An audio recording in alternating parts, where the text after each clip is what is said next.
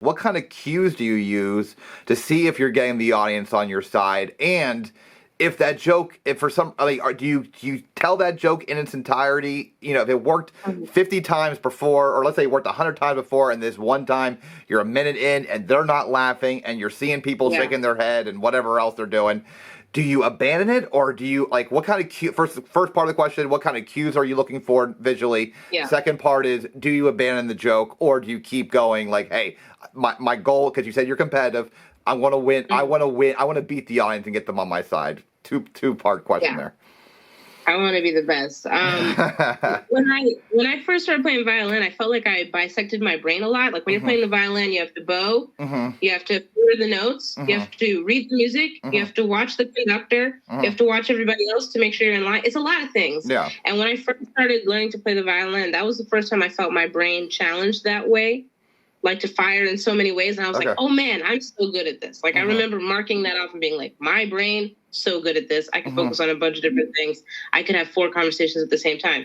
So when I'm doing comedy, it feels the same way. Like, yes, my energy is here and I'm talking to these people and I'm speaking into this microphone, but my energy is also over here at this bartender who's shaking ice a little louder than I'd like. It's over here with this lady who seems a little more drunk than I'd like. It's back here with this guy by the door who keeps like opening and closing it, and I don't like the wind. Like it's everywhere. I swear. I think so many things, even while my brain is spouting words that sound like they're in sync.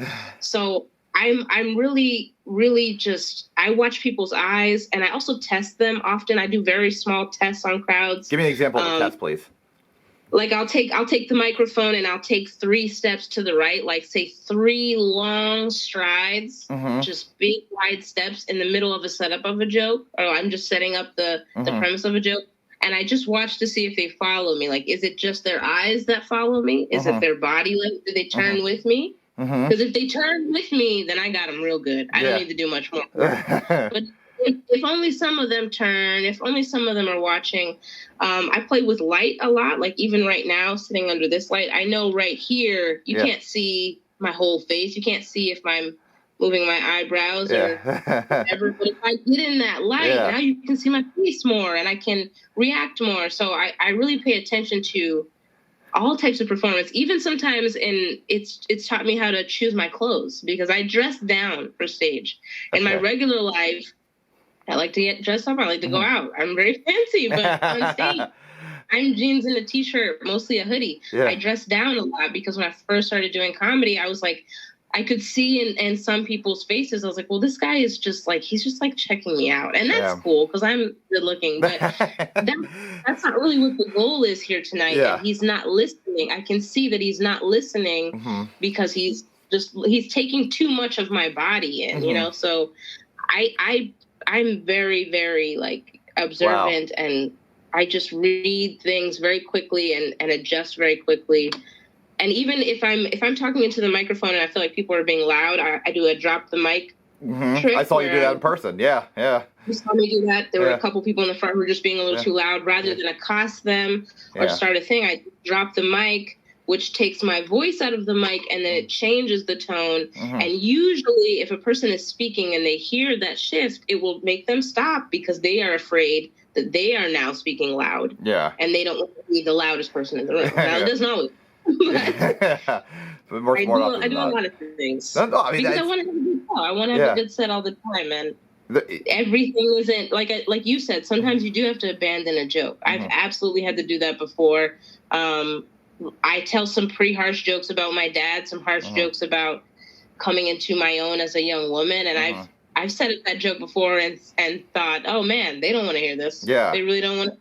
They've already decided I'm too sweet and cute to be out here doing this wild shit. They don't want to hear that. Yeah. All right, well, we'll pivot. I'll go somewhere else. But that's another thing I love about comedy that people don't know. They don't know. You could pivot. You could forget your joke. They don't know. Well, I mean, it's crazy. I mean, you're one of the few comics, maybe the only comic I've talked to so far. There's an actual science with your comedy. It's not just you writing jokes. It's this testing, this hypothesis. What if I move 3 steps to the left? Let me test that. Does that work? And then you're actually analyzing results in real time. By the way, you're also telling jokes and with an inflection in your voice and making sure your hand's over here when it needs to be over here. And I'm so meticulous. And I want to show you in my phone and my notes app. I don't know if you can see it. I can see it, I have a set list for every time I've ever been on stage. You could give me a date in the last few years and I could tell you where I was, what joke I told. I make notes. Hey, this joke worked really good tonight. This one they didn't like. Like, I am very meticulous about trying to get better and studying my craft, and nothing else. I don't care about anything else as much as I care about it.